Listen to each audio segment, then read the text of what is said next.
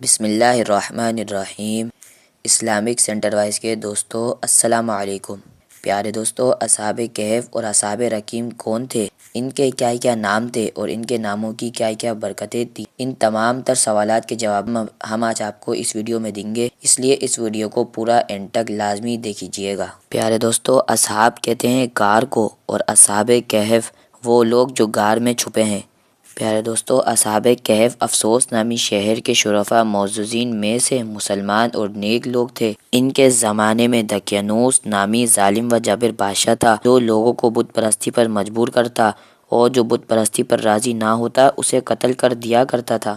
جب بادشاہ کو اصحاب کہف کے متعلق بتایا گیا کہ وہ بتوں کی پوجا نہیں کرتے تو اس نے انہیں اپنے دربار میں بلا کر اس کی وجہ دریافت کی۔ پھر اصحاب کہف نے بادشاہ کے دربار میں بتوں کی عبادت کرنے سے انکار اور اللہ تعالیٰ کی عبادت کا اقرار کیا۔ اس پر بادشاہ نے انہیں کچھ دنوں کی مہلت دی اور دوسرے شہر چلے گیا کہ واپسی میں تمہارا فیصلہ کروں گا۔ اسی دوران اصحاب کہف نے بادشاہ سے اپنا ایمان بچانے کی خاطر شہر چھوڑنے کا فیصلہ کیا اور وہاں سے چل پڑے۔ راستے میں ان کی ملاقات ایک چرواہے سے ہوئی جو اپنا ایمان بچانے کے لیے شہر سے باہر جا رہا تھا۔ اس کے ساتھ ایک کتا بھی تھا۔ چرواہا اپنے کتے سمیت ان کے ساتھ ہو گیا۔ دوران سفر ایک غار میں آرام کرنے کی غرض سے لیٹے۔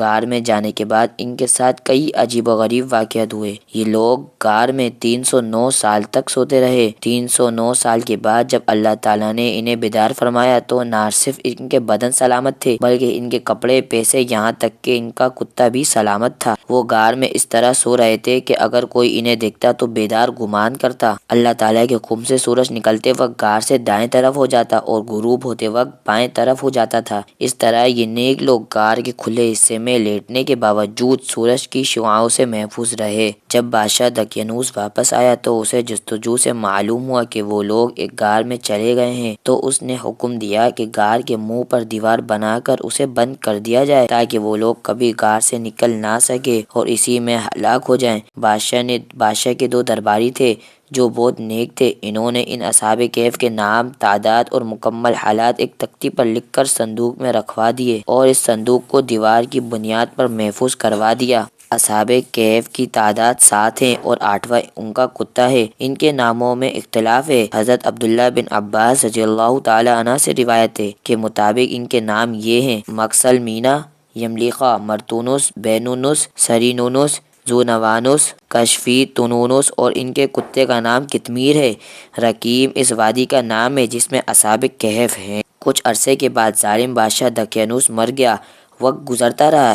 اس واقعے کے سینکڑوں سال بعد ایک عادل اور نیک بادشاہ بہدروس کا زمانہ آیا۔ اس کے دور حکومت میں ایک گروہ مرنے کے بعد دوبارہ زندہ کیے جانے اور قیامت کا منکر ہو گیا۔ بہدروس اس صورتحال سے بہت پریشان تھا۔ اس نے دعا کی، یا رب کوئی ایسی نشانی ظاہر فرما جس سے لوگوں کو مرنے کے بعد دوبارہ اٹھنے اور قیامت کا یقین ہو جائے۔ اصحاب کہف کی بیداری کی صورت میں اس کی دعا قبول ہوئی۔ ایک چرواہے نے اپنی بکریاں ٹھہرانے کے لیے اسی غار کا انتخاب کیا جس غار میں اصحاب کہف سو رہے تھے۔ اس نے غار پر تعمیری دیوار گرا دی۔ دیوار کے گرتے ہی اس پر خوف طاری ہوا اور وہ وہاں سے فرار ہو گیا۔ اسی دوران اصحاب کہف اللہ تعالیٰ کے حکم سے نیند سے بیدار ہو کر اٹھ بیٹھے۔ کچھ گفتگو کے بعد انہوں نے اپنے ایک ساتھی یملیخا کو کھانا لینے کے لیے بھیجا اور اس سے کہا کہ خوب احتیاط سے کام لینا اور بادشاہ دقیانوس کے بارے میں بھی معلومات لیتے آنا۔ یملیخا بازار گیا تو وہاں اسلامی علامات دیکھ کر بہت حیران ہوا۔ آپ نے تندور والے کو اپنے دور کا سکہ دیا تو وہ سمجھا شاید اس شخص کے پاس کوئی پرانا خزانہ ہے۔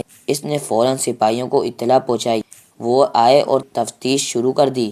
سپاہی نے کہا، خزانہ کہاں ہے؟ یملیخا نے کہا، میرے پاس کوئی خزانہ نہیں ہے، یہ میرا ہی سکہ ہے۔ سپاہی نے کہا، اس سکے کو بند ہوئے برسوں گزر گئے ہیں اور تم اب تک جوان ہو۔ یملیخا نے کہا، تم لوگ یہ بتاؤ کہ دقیانوس بادشاہ کا کیا حال ہے؟ سپاہی نے کہا، زمین پر آج اس نام کا کوئی بادشاہ نہیں، البتہ سینکڑوں سال پہلے اس نام کا ایک بت پرست بادشاہ گزرا۔ یملیخا نے کہا، کل ہی تو میں اور میرے ساتھی اس کے خوف سے جان بچا کر بھاگے تھے۔ میرے ساتھی غار میں ہیں، چلو میں تمہیں ان سے ملواتا ہوں۔ حاکم شہر سمیت کثیر لوگوں نے غار کا رخ کیا۔ ادھر اصحاب کہف یملیکا کے انتظار میں تھے۔ جب انہوں نے بہت سی آوازیں سنی تو سمجھے کہ شاید یملیکا گرفتار ہو گیا اور دقیانوس کی فوج انہیں گرفتار کرنے آ رہی ہے، اس لیے وہ نہایت اخلاص کے ساتھ ذکر الہی اور توبہ و استغفار میں مشغول ہو گئے۔ یملیکا غار میں پہنچا اور اپنے ساتھیوں کو تمام قصہ سنایا۔ وہ بھی سمجھ گئے کہ ہم اللہ تعالیٰ کے حکم سے اتنا طویل زمانہ سوئے رہے۔ جب حاکم شہر غار کے کنارے پہنچے تو اس نے تانبے کا صندوق دیکھا۔ اسے کھلوایا تو اس میں سے ایک تختی برآمد ہوئی جس میں اصحاب کہف اور ان کے کتے کا نام لکھا تھا، اور یہ بھی لکھا تھا کہ یہ جماعت اپنے دین کی حفاظت کے لیے دقیانوس کے ڈر سے اس غار میں پناہ گزین ہوئی۔ دقیانوس نے خبر پا کر ایک دیوار سے انہیں غار میں بند کر دینے کا حکم دیا۔ تختی لکھنے کی وجہ سے یہ ہے کہ جب کبھی یہ غار کھلے تو لوگوں کو ان کے بارے میں پتہ چل جائے۔ حاکم شہر نے اپنے بادشاہ بہدروس کو واقعے کی اطلاع دی، چنانچہ بادشاہ معززین اور سرداروں کو لے کر وہاں آئے۔ اصحاب کہف نے غار سے نکل کر بادشاہ کو تمام واقعہ بیان کیا۔ بادشاہ نے سجدہ شکر ادا کیا